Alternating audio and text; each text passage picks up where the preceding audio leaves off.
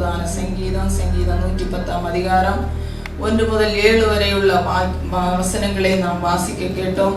இந்த சங்கீதத்தை எழுதினது யார் என்று பார்க்கும்போது சங்கீதக்காரனாகிய தாவீது என்று சொல்லப்பட்டிருக்கிறது. இந்த சங்கீதத்தை தியானத்துக்காக இந்த சங்கீதம் தாவீது எழுதினதான ஒரு தீர்க்கதரிசனமான சங்கீதம் என்று இந்த சங்கீதத்தை வாசிக்கும் போது நமக்கு புரிந்து கொள்ளும். இதில் அநேக வசனங்கள் நமக்கு புரியாத புதராக இருந்தால் அது தேவ அனுகிரகத்தோடு தேவனை சார்ந்து நாம் வாசிக்கும் போது அதில் உள்ளான ஆசீர்வாதங்களை தேவன் நமக்கு புரிந்து கொள்ளும்படியாக தேவன் நமக்கு கிருபை செய்வார். நாள் இந்த சங்கீதத்தை பார்க்கும்போது குறிப்பாக தேவனுடைய மேசியாவை குறித்ததான காரியங்களை நாம் இந்த சங்கீதத்தின் வழியாக பார்க்க முடியும். அது மாத்திரமல்ல, ஆண்டவராகிய இயேசு கிறிஸ்து நமக்காக கல்வாரி சிலுவையிலே மரித்து உயிரோடு எழுந்தார். அது மாத்திரமல்ல, இந்த நமக்காக அவர் பரிந்து பேசி கொண்டிருக்கிறவராக இருக்கிறார். அது மட்டுமல்ல, இந்த சங்கீதத்தில் நாம் பார்க்கிறோம், இயேசு ராஜாதி ராஜாவாக அவர் அரசாட்சி செய்கிறார், அவர் வரப்போகிறார் என்று நாம் இந்த சங்கீதத்தின் வழியாக நாம் பார்க்க முடியும். இந்த சங்கீதத்திலே 1 முதல் 3 வரை உள்ள வசனங்களை நாம் பார்க்கும்போது இயேசு கர்த்தரும் ராஜாவுமாகிய மேசியாவை குறித்து நாம் பார்க்க முடியும். அதுபோல 4ஆம் வசனத்தை பார்க்கும்போதும் கர்த்தரும் ஆசாரியருமாய் இருக்கிற மேசியாவை குறித்து நாம் பார்க்க முடியும். அதுபோல 5, 6, 7 வசனங்களை நாம் பார்க்கும்போது கர்த்தரும் நியாயாதிபதியுமாக இருக்கிறதான ஒரு ஆண்டவரை குறித்து நாம் பார்க்க முடியும். முதலாக இந்த முதல் வசனத்தை வாசிக்கும் போது வாசிக்கலாம். 110 1ஆம் வசனம். യഹോവ എന്റെ കർത്താവിനോട് അരുളി ചെയ്തത്, ഞാൻ നിന്റെ ശത്രുക്കളെ നിന്റെ പാദപീഠമാക്കുവോളം നീ എന്റെ വലതു ഭാഗത്തിരിക്കുക. ആമേൻ. கர்த்தர் என் ஆண்டவரை நோக்கி, ஹல்லேலூயா. இது கர்த்தர் என்று யாரை சொல்லுகிறது? பிதாவை சொல்லுகிறதை நாம் புரிந்து கொள்ள முடியும். ஹல்லேலூயா. என் ஆண்டவர் என்று சொல்லும் போது குமாரனாய் இயேசு கிறிஸ்துவை அதிலே சொல்லப்பட்டிருக்கிற, நாம் உம்முடைய சத்துருக்களை உமக்கு பாதபீடமாக்கி போடும் வரைக்கும் நீ என்னுடைய வலது பாரிசத்தை உட்காரும் என்றார். கர்த்தர் சியோனிலிருந்து உமது வல்லமையின் செங்கோலை அனுப்புவார், நீ உம்முடைய சத்துருக்கள் நடுவே ஆளுகை செய்வார். ஹல்லேலூயா. நாளிலும் அந்த வசனத்திலே நாம் பார்க்கும்போது அவர் பாதபீடம் ஆக்கி போடுகிற கர்த்தர். ஹல்லேலூயா. என் வலது பாரிசத்தை உட்காரும் என்று சொல்லப்பட்டிருக்கிறது. ஹல்லேலூயா. சத்துருக்களை நமக்கு பாதபீடம் ஆக்கி போடுகிற வரைக்கும் ஹல்லேலூயா அவர் நமக்காக பரிந்து பேசி கொண்டிருக்கிறவராக இருக்கிறார் என்று இந்த முதல் வசனத்திலே நாம் பார்க்கிறோம். இயேசு கிறிஸ்து பிதா, ஹல்லேலூயா, கிறிஸ்துவை குறித்து நாம் பார்க்கும்போது அவர் பிதாவின் வலது பாரிசத்திலே நமக்காக பரிந்து பேசி கொண்டிருக்கிறார். நாம் புதிய பாட்டிலே நாம் வாசிக்கிறோம். எபிரேயர் 10ஆம் அதிகாரம் 12ஆம் வசனத்தை வாசிக்கலாம். எபிரேயர் 10:12. ஹல்லேலூயா. ஸ்தோத்திரம் ஸ்தோத்திரம். യേശുവോ പാവങ്ങൾക്ക് വേണ്ടി ഏകയാഗം കഴിച്ചിട്ട് എന്നേക്കും ദൈവത്തിന്റെ വലതു ഭാഗത്ത് ഇരുന്നു കൊണ്ട് തന്റെ ശത്രുക്കൾ തന്റെ പാദപീഠമാകുവോളം കാത്തിരിക്കുന്നു. ஹல்லேலூயா. அவர் நமக்காக வலது பாரிசத்திலே உட்கார்ந்து நமக்காக பரிந்து பேசி கொண்டிருக்கிற தேவனாக இருக்கிறார் என்று நாம் இந்த வசனத்திலே பார்த்தோம். ஹல்லேலூயா.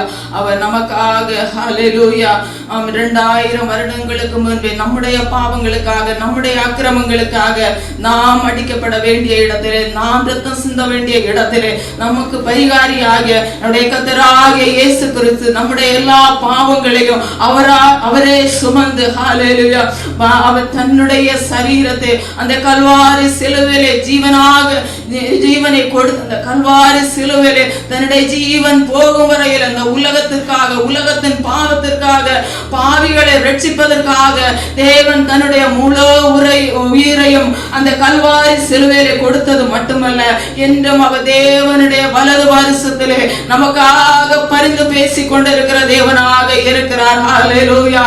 எபிரேயர் 12ஆம் அதிகாரம் 2ஆம் வசனத்திலே நாம் இப்படியாக வாசிக்கிறோம்.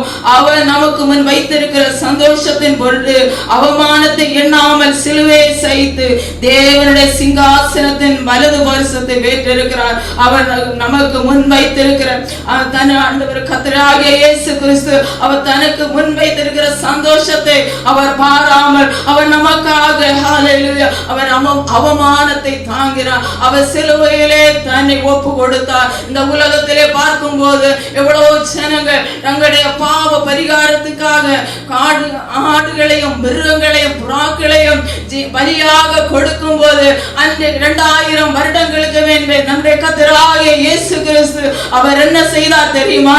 அவர் நமக்காக தன்னையே ஜீவ பலியாக ஒப்பு கொடுத்து இந்த நாள் நமக்காக ஒரு கூட்டம் ஜனங்களை அவருடைய பரலோக ராஜ்யத்திலே சேர்த்துக் கொள்ளும்படியாக இன்று அவர் ஹalleluya சிங்காசனத்தை வலது பாரிசத்தில் வீற்றுக் கொண்டிருக்கிறார் என்று நாம் பார்க்கிறோம். ஹalleluya 1 கொரிந்தியர் 15ஆம் அதிகாரம் 25ஆம் வசனத்தை வாசிக்கும் போது வாசிக்கலாம். 1 கொரிந்தியர் 15:25 സകല ശത്രുക്കളെയും കാൽക്കീഴാക്കുവോളം വാഴേണ്ടതാകുന്നു. ഹല്ലേലൂയ. സകല ശത്രുക്കൾ എല്ലാ ശത്രുക്കളെയും தமது பாதத்திற்கு கீழாக்கி போடும் வரைக்கும் அவர் ஆளுகை செய்ய வேண்டி இருக்கிறது. ஹalleluya வேண்டியது அவர் ஆளுகை செய்கிற தேவனாக இருக்கிறார். அவர் நமக்கு வேண்டி ஆளுகை செய்கிற தேவனாக இருக்கிறார். இன்று மட்டுமல்ல, நாளை மட்டுமல்ல. ஹalleluya அவர் என்றும் அவர் ஹalleluya நம்முடைய சத்துருக்களுக்காக தமது பாதத்திலே ஹalleluya அவர் கீழாக்கி போடும்படியாக அவர் ஆளுகை செய்கிற தேவனாக இருக்கிறார் என்று கர்த்தருடைய வசனம் சொல்லுகிறதை நாம் பார்க்கிறோம். ஹalleluya எபேசியர் 1:20 நாம் இப்படியாக பார்க்கிறோம். எபேசியர் 1:20 ഹല്ലേലൂയ സ്തോത്രം സ്തോത്രം. അങ്ങനെ അവൻ ക്രിസ്തുവിലും വ്യാപരിച്ചു, അവരെ മരിച്ചവരുടെ ഇടയിൽ നിന്ന് ഉയർപ്പിക്കുകയും. ഹല്ലേലൂയ அவர் கிறிஸ்துவ மரித்தோரின் இடையிலிருந்து அவர் உயிர்ப்பிக்கிற தேவனாக ஹalleluya அவர் காணப்படுகிறார். ஹalleluya அவர் நமக்காக நம்முடைய பாவங்களுக்காக இந்த உலகத்திலே ஒரே பலியாக தன்னுடைய ஜீவனை கொடுத்தார். ஹalleluya இயேசு குறித்து பார்க்கிறோம். அந்த ஆண்டவரே நம்முடைய வாழ்க்கையிலும் இந்த நாளிலே அவர் உயர்ந்தவராக இருக்கிறார். அவர் ராஜாதி ராஜாவாக இருக்கிறார். அவர் மேய்ப்பராக இருக்கிறார். சத்துருக்களை அவர் காலடியாக்கி போடுகிற தேவனாக இருக்கிறார். அந்த நல்ல தேவனை நாம் இன்று இந்த கால வேளையிலே நம்முடைய வாழ்க்கையிலே சொந்தமாக்கி கொள்ளும் போது நமக்காக எழும்புகிற எல்லா சத்துருக்களையும் அவர் நம்முடைய கால்களில் பாதபீடமாக்கி போடுகிற தேவனாக இருக்கிறார். இன்னும் சங்கீதம் 110 4ஆம் வசனத்தை வாசிக்கலாம்.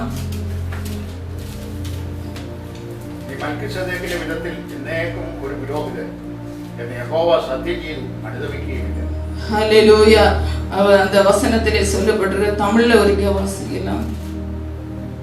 நீர் மெல்கிசேதேக்கின் முறைமையின்படி என்றென்றைக்கும் ஆசாரியராய் இருக்கிறீர் என்று கர்த்தர் ஆணையிட்டார், மனம் மாற மாட்டார். ஹல்லேலூயா கர்த்தர் மனம் மாறாத தேவன். எத்தனை பேருக்கு சொல்ல முடியும் இந்த காலை வேளையிலே அவர் நம்முடைய வாழ்க்கையிலே மனம் மாறாத தேவனாக இருக்கிறார். ஹல்லேலூயா அந்த கர்த்தரை குறித்து பார்க்கும்போது அவர் மெல்கிசேதேக்கின் முறைமையின்படி என்றென்றைக்கும் ஆசாரியராக இருக்கிறார் என்று வேதத்திலே நாம் பார்க்கிறோம். ஹல்லேலூயா ஒரு வசனத்தை வாசிக்கிறோம். எபிரேயர் 7ஆம் அதிகாரம் 2ஆம் வசனத்தை நாம் வாசிப்போம். எபிரேயர் 7:2. അബ്രഹാം അവന് സകലത്തിലും 10 കൊടുത്തു. അവന്റെ പേരിന് ആദ്യം നീതിയുടെ രാജാവെന്നും പിന്നെ ശലോം രാജാവും എന്ന് വെച്ചാൽ സമാധാനത്തിന്റെ രാജാവ് എന്നർത്ഥം. അവന്റെ പിതാവില്ല, മാതാവില്ല, വംശാവലിയില്ല, ജീവാരംഭവും ജീവാവസാനവുമില്ല. അവൻ ദൈവത്തിന് തുല്യനായി എന്നേക്കും പുരോഗതനായിരിക്കുന്നു. ഹല്ലേലൂയ இந்த வசனத்திலே நாம் பார்க்கிறோம். ஹல்லேலூயா மெல்கிசேதேக்கின் முறைமையின்படி ஹல்லேலூயா அவர் யார் என்று சொல்லப்பட்டிருக்கிறது. இயேசு கிறிஸ்துவை குறித்து பார்க்கும்போது அவர் ராஜாதி ராஜா ஹல்லேலூயா என்று சொல்லப்பட்டிருக்கிறது. அவர் சாலோமன் ராஜா என்று சொல்லப்பட்டிருக்கிறது.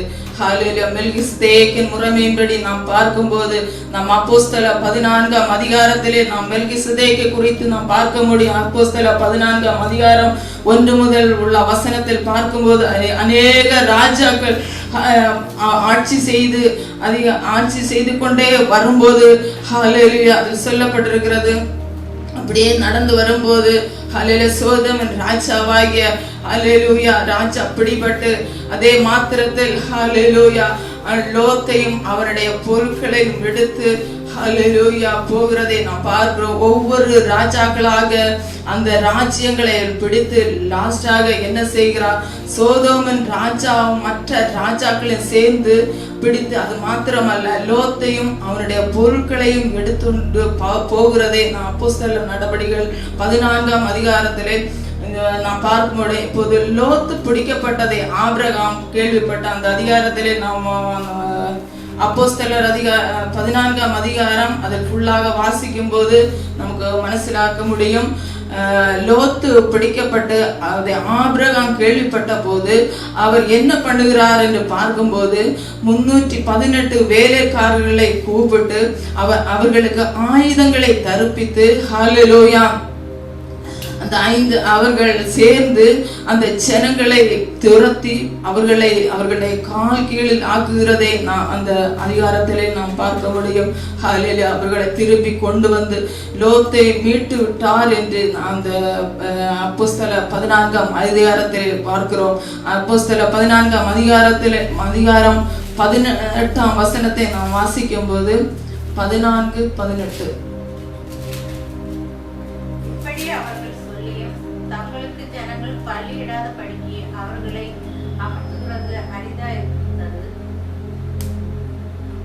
14:18 അവരിങ്ങനെ പറഞ്ഞു, തങ്ങൾക്ക് യാഗം കഴിക്കാതെ പുരുഷാരത്തെ പ്രയാസപ്പെടുത്തെടുത്തു.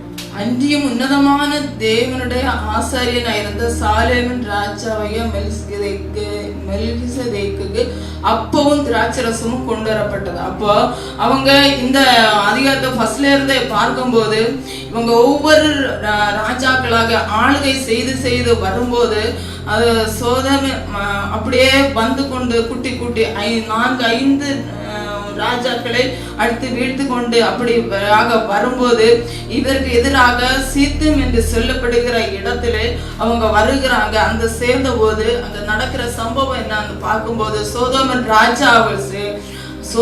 ராஜாக்கள் சேர்ந்து பிடித்ததான மாத்திரத்திலே லோத்தையும் அவனுடைய பொருட்களையும் எடுத்துக்கொண்டு போகிறதை நாம் அந்த அதிகாரத்திலே பார்க்கிறோம். இப்பொழுது லோத்து பிடிபட்டதை ஆபிரகாம் கேள்விப்படுகிறார். அந்த இடத்துல நாம் பார்க்கிறோம், லோத்து பிடிபடுகிறதை ஆபிரகாம் கேட்கிறார்.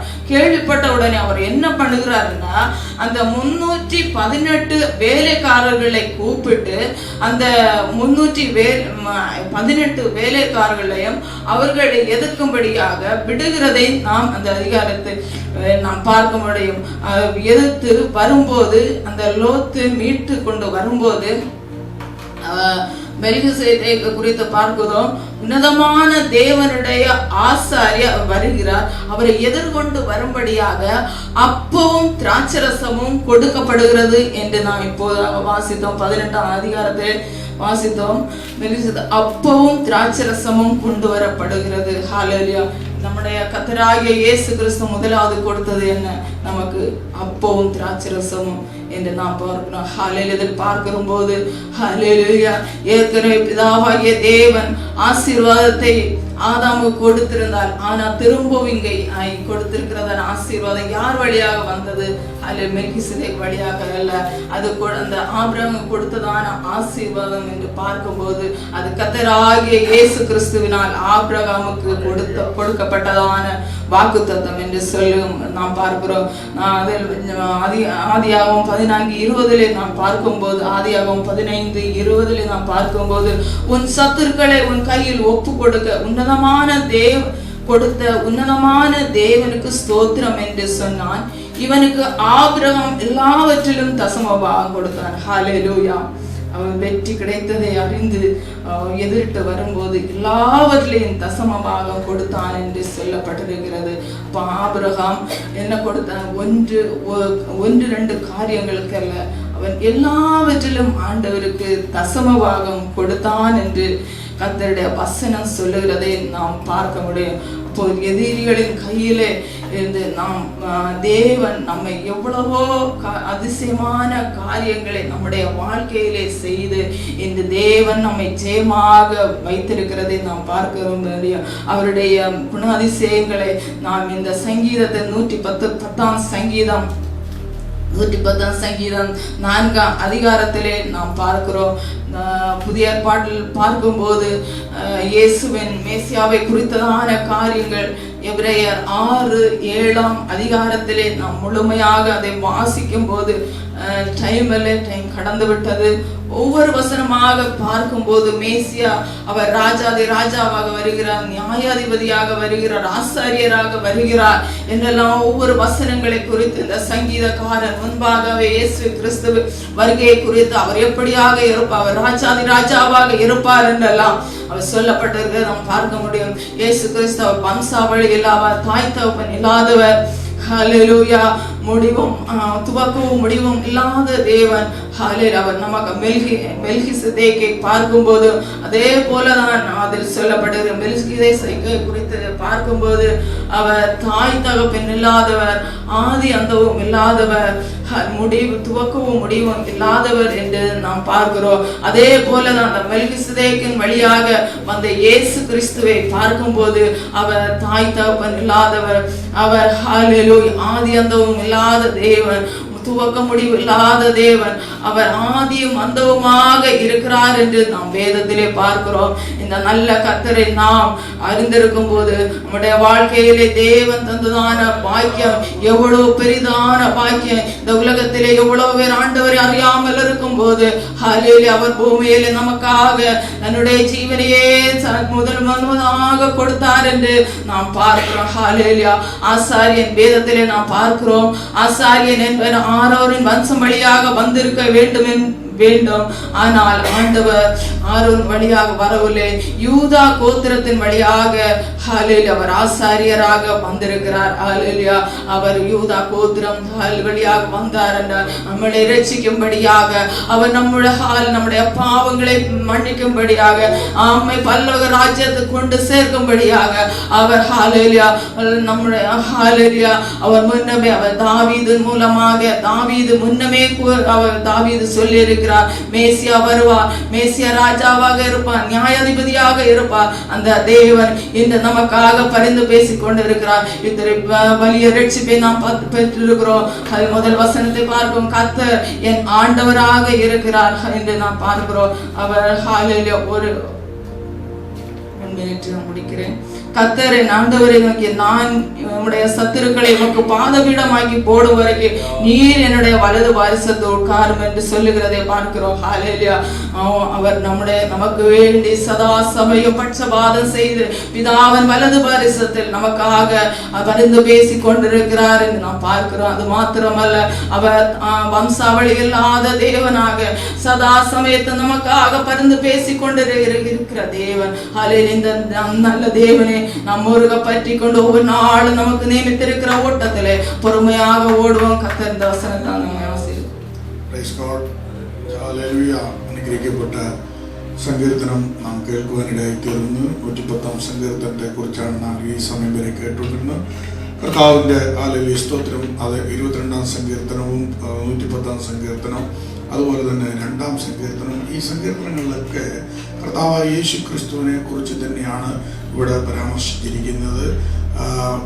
ഇതുപോലത്തെ അനേക സങ്കീർത്തന ഭാഗങ്ങളിലൊക്കെ നമുക്ക് കാണാൻ കഴിയും. 89-ലും ഈ ഇതിനെക്കുറിച്ച് കാണാൻ കഴിയും.